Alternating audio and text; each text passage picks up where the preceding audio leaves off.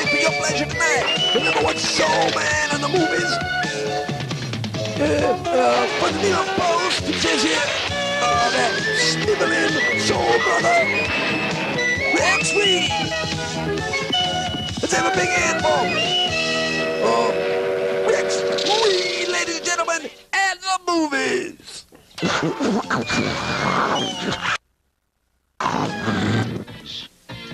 Hi, I'm Rex Reed. Welcome to our international edition of At the Movies. But before we set out our overseas flight, let's look at the latest film from our own Steven Spielberg, a director who brought us Jaws and E.T., a director who's thrilled us with special effects, robots, and huge, hunky monster sharks. But with his more recent rendition of Alice Walker's The Color Purple, proved to us that when it comes to telling a straightforward story of human beings, he flops like a griddle cake on a backwoods Mississippi road. Well, this time around, Spielberg has forsaken his high-tech sheen and special effects and has even made a film without the music of John Williams in favor of a more gritty, naturalistic narrative style. Raw human emotion seems to leap off the screen in this, his cinematic triumph. Turtle Walk, a remake of the classic 1956 adventure starring Liz Taylor, Elephant Walk. This remake has managed to surpass the original in its drama and realism. Let's look at a scene from it now. The gate is up and off the main dimension. You got a platform out the gate. Look at this. Gets mighty, mighty, very hard. The magician's gone to the right.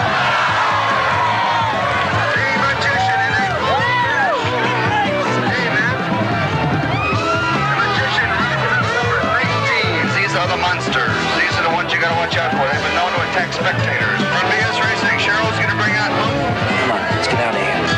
It's a maiden entry. Pretty strong stuff from an American master.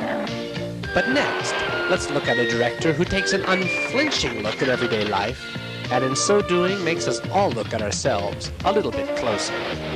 I'm speaking, of course, of the great Icelandic director Victor Nickfleck, who for centuries has galvanized his fans with 9 to 12-hour epics of the humdrum, painstakingly fashioned entirely out of antelope horn, and brought to life through the secret process of antelomation vision, created frame by thousands of skilled rustic craftsmen and women through the 6-month Arctic night.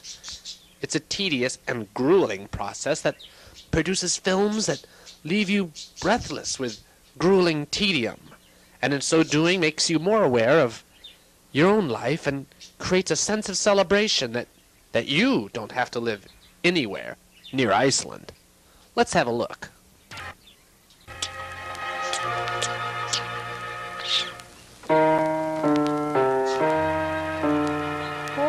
Listen how the dog is playing so beautifully.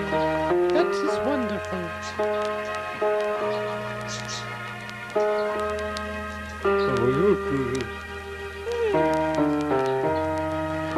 But Mother, how is it that we still hear the dog even though he is gone?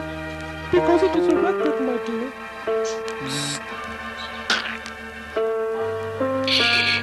Hello, Bob. Hello, Chucky. Would you like to come out and play with me on the tundra today for a while? If you've nothing else to do. I don't know, Chuck.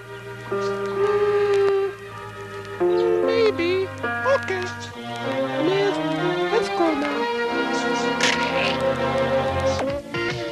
Well, after 6 hours of that, I was ready to join Iceland's fabled lemmings and hurl myself off the theater balcony.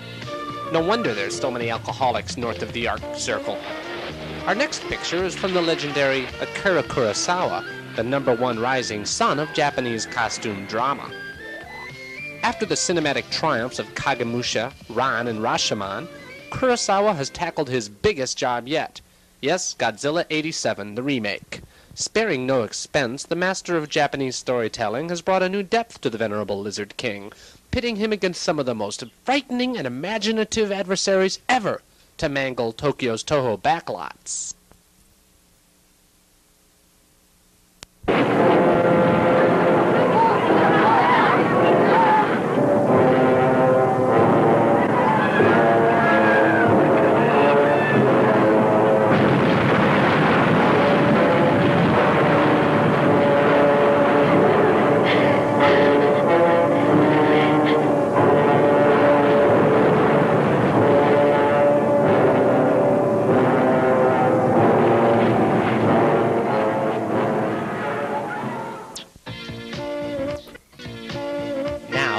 vs. Monster to Man vs. the State in this year's entry from Czechoslovak director Mikos Miflos, who delivers a powerful, allegorical 1-2 punch at his country's oppressive totalitarian state. In a country where saying exactly what you mean can often win you an all-expenses-paid vacation to sunny Siberia, director Miflos has chosen to call this riveting, hard-hitting social document Tractor Production of the Glorious Regime.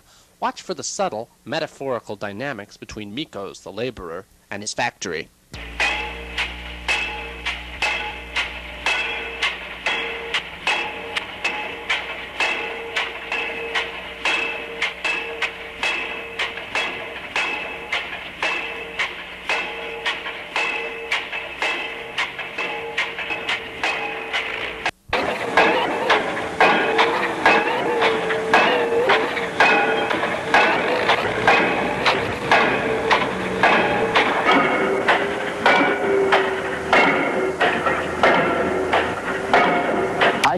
Obviously, the Soviets even now are trying to scramble our message. Isn't that right, Bill? Well, it's about time you let me say something, Mr. Chatty Cathy. Sometimes I think you couldn't care less what my feelings are. You know, I've got opinions too. You couldn't care less. That's exactly right, Bill. I really couldn't. In fact, I think you've said enough already. I'm the star of this show. You gotta remember that. People aren't here to see you. You're a zero, a big nothing ratings-wise, understand? Well, okay, people have heard of you. That's only because you whine and snivel so much on the radio. Now, I'll take an Ebert or a Siskel or even a Paul Harvey. There's class. Bill, remember, 2 weeks more and you're out of here. I'd rather work with Charles Nelson Riley than you. Zippy the Chimp, for that matter. So watch it. Anyone with a job as bad as mine should be able to relate. So let's look at another scene from Tractor Production of the Glorious Regime.